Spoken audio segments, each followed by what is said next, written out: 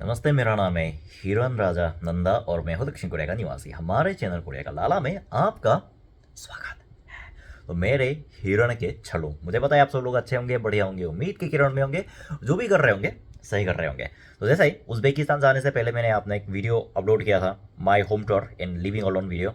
हाँ, यहाँ देख सकते हो। और उसी वीडियो पे ना आप लोगों ने बहुत ज़्यादा प्यार दिया, बहुत ज़्यादा व्यूज़ दिया कि मेरे लगभग आधे मरे हुए चैनल पर लंबे दिनों बाद 20,000 से ज़्यादा उसमें व्यूज़ आए। तो कई लोगों ने पूछा कि क्या मैं अपने परिवार के साथ नहीं रहता, और इस घर से संबंधित और फिर अपने अलोन लाइफ यानी कि मेरे जो अकेली ज़िंदगी से संबंधित कई लोगों ने सवाल पूछा। तो आज के इस वीडियो में मैं एक एक करके आराम से उन सारे प्रश्नों का जवाब देने वाला हूँ, और आखिर में ये भी बताने वाला हूँ कि मैं क्यों अकेले रहता हूँ। तो आओ यार शुरू करते हैं बिना किसी हिरण के। तो देखो, पहली चीज़ ये है कि आपने ये जो घर देखा है ना, हाँ मतलब जिस घर का वीडियो मैंने उसी वीडियो में दिखाया था, उसी घर में अकेले रहता हूँ। हाँ मतलब वो उस टाइम मेरा कोई फैमिली नहीं था ना, मतलब लिविंग अलोन इसलिए लिखा था क्योंकि सच्ची में मैं इस घर में अकेले रहता हूँ।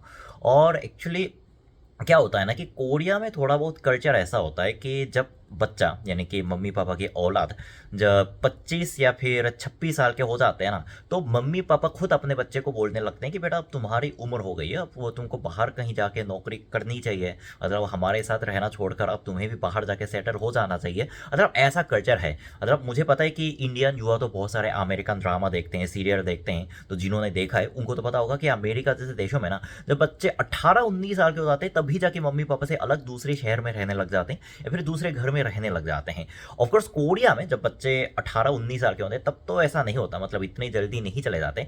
लेकिन अगर कोरिया में क्या होता है ना कि जब बच्चे 30 साल के बाद यानी कि 28 से 30 साल के बीच उसके उम्र के होने के बाद भी जब वो मम्मी पापा के साथ एक ही घर में रहे ना, तो ऐसा कोई कानून नहीं है कि 30 साल के बाद बच्चे को अलग घर पे रहना ही चाहिए। लेकिन हमारे समाज की तरफ से जो एक ठप्पा होता है ना, यानी कि समाज की जो नजरें होती है वो थोड़ी ऐसी होती है कि अगर वो बच्चा बहुत अमीर घर का बच्चा नहीं है तो ऐसा लगेगा कि उसके घर का बच्चा इतना निकम्मा है या फिर इतने बेरोजगार बच्चा है कि अभी 30 साल का हो गया लेकिन फिर भी अभी अपनी मम्मी पापा के साथ एक ही घर में रह रहा है।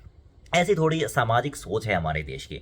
लेकिन हाँ, उसके अलावा मतलब ये सारी चीज़ें हमारे अकेले रहने के रीज़न को जस्टिफाई करने के लिए मुझे लगता है काफ़ी नहीं होगा। और मैं आज के इस वीडियो में आप लोगों को ये बताता हूँ कि मैं क्यों अकेले रहता हूँ।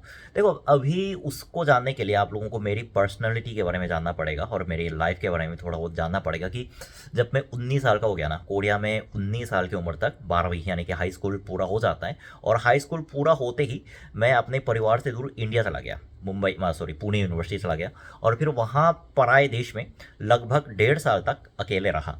और जाहिर सी बात है कि उसी टाइम तो मेरी कुछ मजबूरी थी कि 2-3 महीने तक कम पैसे वाले पीजी में अपने एक रूममेट के साथ रहना पड़ा, जो कि बड़ा हरामी था। हर सुबह 5:30 बजे उसका अलार्म बजता है, जो कि मेरा सोने का टाइम है। और सबसे उससे भी गंदी बात यह है कि 5:30 बजे उसका अलार्म बजता है तुर्र तुर्र करके, और पता है वो उठता भी नहीं। वो साला घोड़े बेच के सो रहा है अपने अलार्म की आवाज़ में, और फिर मेरे को उसके अलार्म की आवाज़ से उठना पड़ता है।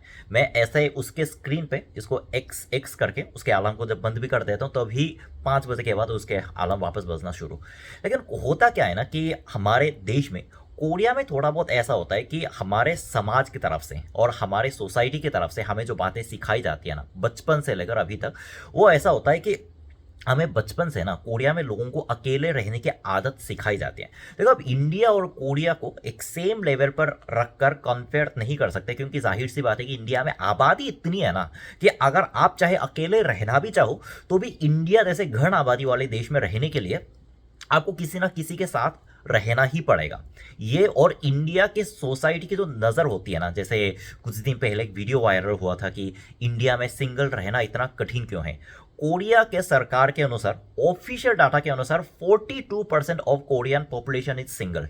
समझ रहे हो। और हमारे देश का सिस्टम ऐसा होता है ना कि सिंगल रहने वाले लोगों को, चाहे वो लड़का हो लड़की हो, थोड़ा बेनिफिट भी देता है। यानी कोरियन सरकार सिंगल लोगों के लिए, जिनका वो एक ही परिवार हो, मेरा जिनके परिवार में कोई सदस्य ना हो, वो उन सिंगल लोगों के लिए बहुत सारी सुविधा, बहुत सारे कैश और कभी कभार तो चावल, रामेन नूडल जैसे इस तरह की सुविधा भी प्रदान करती है। इसका मतलब ऐसा होता है ना कि कोरिया जैसे सोसाइटी में, मतलब कोरिया की जो सोसाइटी है वो सिंगल फ्रेंडली सोसाइटी है। यहाँ पे आप सिंगल रहो तो बढ़िया रहोगे, लेकिन किसी के साथ रहने में ऐसी कोई प्रॉब्लम नहीं है। लेकिन पर्सनली मैं अपनी खासियत की बात करें ना, तो मुझे किसी के साथ रहना मुझे बिल्कुल भी अच्छा नहीं लगता। देखो, आप लोगों ने बोला था कि एक लोंडा होने के हिसाब से मैंने अपने घर को बहुत साफ सुथरा रखा है। इसका रीज़न ये है कि बचपन से लेकर अभी तक ना, चाहे मेरे को अपना छोटा सा कमरा भी मिल जाए, चाहे वो रेंट का हो या फिर मेरे अपने घर का हो या फिर हॉस्टल का हो या फिर चाहे होटल का हो जहाँ पे मुझे 1 या 2 दिन रहना पड़े, अपनी प्राइवेसी खास करके अपनी जगह को लेकर मुझे बहुत ही ज़्यादा लगाव था।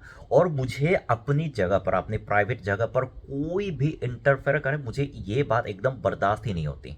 और पता है, रही बात परिवार की, तो जब हम छोटे होते हैं, जब हम बच्चे होते हैं, स्कूल जा रहे होते हैं, जाहिर सी बात है कि हम कमाई तो नहीं कर सकते, हमारी इतनी क्षमता है नहीं कि हम कुछ काम करके पैसे जुटाएं। तो जाहिर सी बात है कि उसी टाइम अपने मम्मी पापा के साथ एक ही परिवार में रहते हैं। लेकिन कोरिया में, जैसे मैंने पहले भी बताया, कि जब बच्चा 20 या फिर 21 के पार हो जाता है ना, या तो उनको यूनिवर्सिटी की वजह से अपना घर छोड़ना पड़ता है, या फिर वो जिनको थोड़ी बहुत जल्दी नौकरी मिल जाती है, उनको ऐसा होता है ना कि उनके पास या तो दो चॉइस होते हैं, या तो तुम अपने मम्मी पापा के साथ रहो या फिर तुम घर बाहर बाहर घर लेकर तुम निकल जाओ। मेरा क्या होता है ना, देखो, मैं ये मेरा मानना है कि कुछ जब हमारा दिमाग बड़ा हो जाता है ना, यानी कि जब हम मेच्योर हो जाते हैं, बच्चे भी बच्चा नहीं रहते मतलब हमेशा के लिए, एक ना एक दिन उसका दिमाग बढ़ता है, उसके सोचने के लेवल चेंज हो जाता है। तो उसके बाद क्या होता है ना कि मम्मी पापा के साथ, परिवार के साथ एक घर में रहना, एक जगह पे रहना, ये कई बार झंझट का कारण बन जाता है। देखो, आप लोगों के परिवारों में क्या होता है, आप लोगों के सोसाइटी में क्या होता है, मुझे नहीं पता, लेकिन मुझे ऐसा लगता है।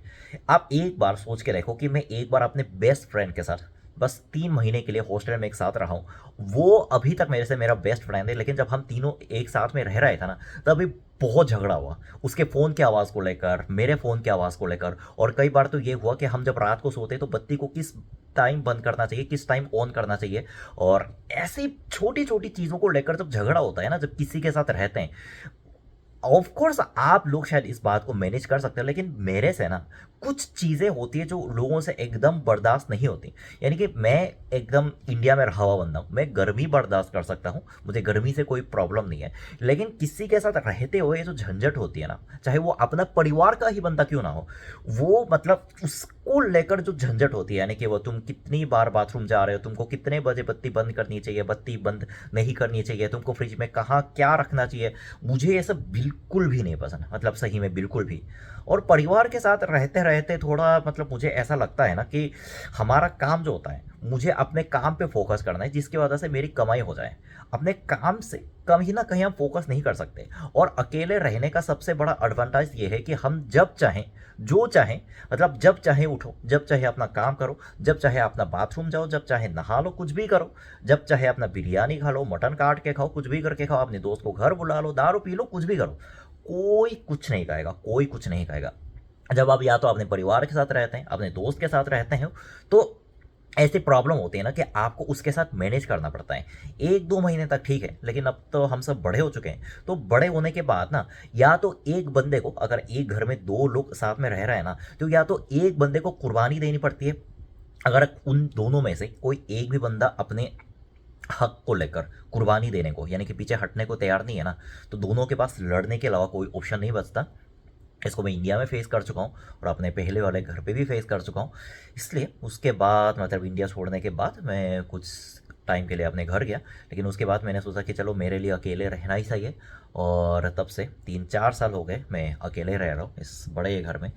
मुझे बहुत अच्छा लगता है। अकेले रहने में जो सुकून है ना, वो आपको कहीं और नहीं मिलेगा। हो सकता है आप लोगों के सोचने का तरीका मेरे से अलग हो, लेकिन आपको तो पता ही है कि हम दोनों, मैं कोरियन हूँ, आप लोग इंडिया से देख रहे हो, हम दोनों अलग अलग सोसाइटी में पले बड़े हैं। यानी कि इंडिया में आप लोगों को जिस तरह से बताया जाता है, और हमारे देश में हमें जो सिस्टम में हमें जो पला बड़ा हो जाता है, वो सब सारी चीज़ें अलग हैं, जिसकी वजह से मैं ऐसा सोचता हूँ। हो सकता है आपकी सोच मेरे से अलग हो। और कई लोग आप मेरे से पूछते हैं कि क्या अकेले रहते आपको अकेलापन महसूस नहीं होता? देखो, अकेलापन महसूस होता है कभी कभी, लेकिन क्या होता है ना, अकेलापन किसी के साथ रहने में जो स्ट्रेस होता है ना, उससे डील करने से अकेलापन महसूस करना 1000 गुना बेहतर है। मुझे ऐसा लगता है। यही वजह है कि मैं अपने सिंगल लाइफ से बहुत ज़्यादा खुश हूँ।